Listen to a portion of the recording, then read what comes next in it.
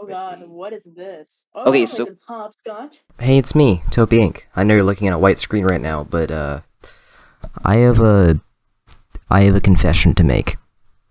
I like animating in my free time. I know this probably looks a bit basic to you. I mean, if I've improved over time, then this will look very basic if you're, watching this in the future. And on top of all this animating stuff, guess what? I actually used 2 audio tracks in this video, so this is arguably my most advanced video, so enjoy.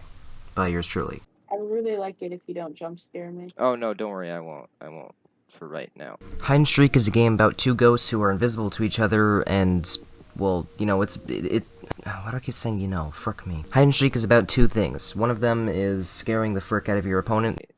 Is that also a dude? What the frick? Oh, I just tempested happened? you. The other one is evading your opponent. I accidentally just pressed space and it said missed. What does that mean? Okay, so okay. So basically, if you know where I am, you could walk up to me and press space, and then it scares me. You press space, and I wasn't there, so you missed. While walking around, you'll find rocks, which are called runes. They basically just are rocks with shapes on them, but basically they're magical, and they give you superpowers, but you can mix and match them to get different superpowers, but they're ultimately used to either scare your opponent or counter a scare from your opponent. But most of them are traps, so don't get too excited.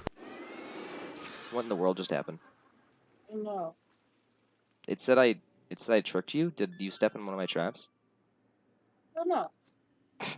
What happened to you? The ultimate goal is to get more points than your opponent by the time the time runs out. And from what I know, there's only 5 ways to get points, which is putting orbs on your altar that are your color, getting weird freaking specks on the ground, scaring your opponent, and using those rocks that I talked about before. Guns.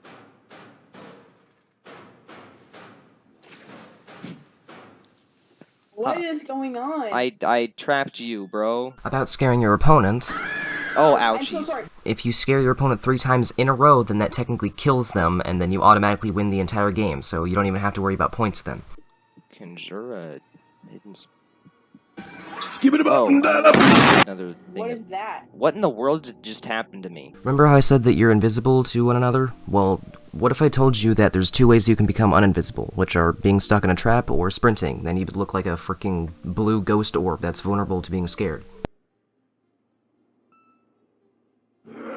Alright, and I think that actually covers the entire game. I thought this game was going to be a complicated game to cover, but that's kind of a new record, I think. You might want to watch that a few times so that it really sinks in, because now we're moving on to what actually happened during our gameplay. First of all, my friend in this video, who, you guessed it, is Gray, for like the 5th video in a row or something like that, he's not really big on the horror genre, and he was questioning his experience with this game the entire time. I'm sorry.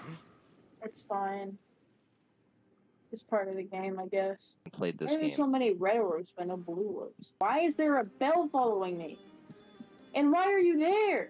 I can... And I gotta say, I can't disagree with him, because this game is broken. From trying to open doors and closets not working. And